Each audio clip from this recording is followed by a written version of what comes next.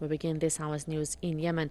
The Saudi military has announced a 48-hour truce in Yemen starting from 900 GMT on Saturday. An official statement says the ceasefire will be extended if the Houthi movement shows, quote, commitment to it. The movement has yet to comment on the announcement. Riyadh itself has been repeatedly accused of violating previous ceasefires. The Saudi war on Yemen, which began in March 2015, has claimed over 11,400 lives. In the latest incident on Thursday, Yemeni medical officials said the shelling of a busy market by Saudi-backed militants in the city of Taiz killed 24 people. Doctors Without Borders said one of the victims of the attack worked for the aid group. For more on this story, we go to Brisbane in Australia to talk to Max Igan, radio host and political commentator. Mr. Igan, thank you so much for being with us. So Saudi Arabia has once again announced a truce in Yemen. What do you think of the ceasefire, especially as it comes on the heels of Thursday's attack on a busy market in Yemen, which has claimed so many lives? And do you think that Riyadh is actually going to stick to the ceasefire? Look, it's very doubtful. Riyadh hasn't stuck to any of the ceasefires as it is.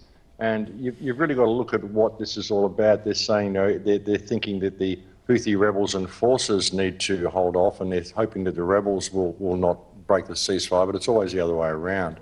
And really, even when you look at the wording of what this whole war is about, we're told that it's forces, Houthi rebels that are fighting forces. The coalition is fighting forces and Houthi rebels who are loyal to the Prime Minister or the President, and they are trying to restore power to the internationally backed President. Well, what is this? This is an internationally backed puppet that's attempting to be put in place, and the people are actually trying to restore power to the democratically elected President. This is what's happening. I mean, it's always worded backwards. This will just be so that the Saudis can regroup and regain their forces and get some supplies to the people that got stationed in there. There won't be any regard for the Yemenis people at all. There won't be any regard to continuing this ceasefire or ceasing the conflict. It's about regime change, as it is in all of these conflicts in the Middle East. Indeed, Mr. Igan, as we see that even the statement says that the ceasefire will be extended if the Houthi movement shows a quote commitment to it. So it seems that Riyadh is actually looking for an excuse to breach the ceasefire and then blame it on the Houthi movement.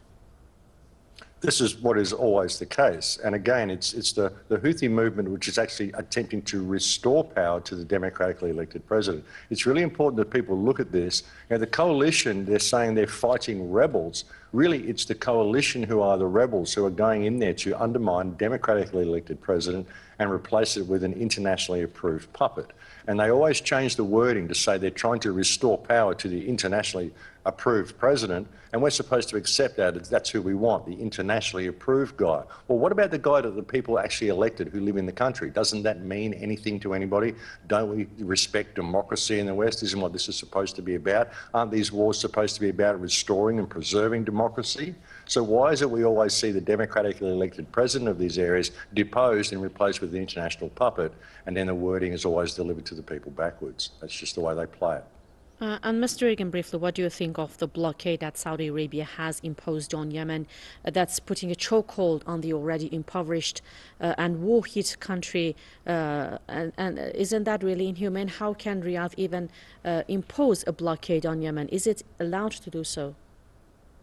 Well, it's just what they do. I mean, they just put this blockade in there and say, that's it, we're going to war. But it is one of the poorest countries in the Middle East. They don't have any means of defending themselves against a country that is supplied the way Saudi Arabia is with weapons from the West. And all of this invasion is Western-backed again. It's all about regime change and putting in puppets. So that's what it's all about. You know, the stranglehold they put on Yemen is like a large version of what they've done to Gaza Strip. It's absolutely unacceptable. No international aid is able to get in there.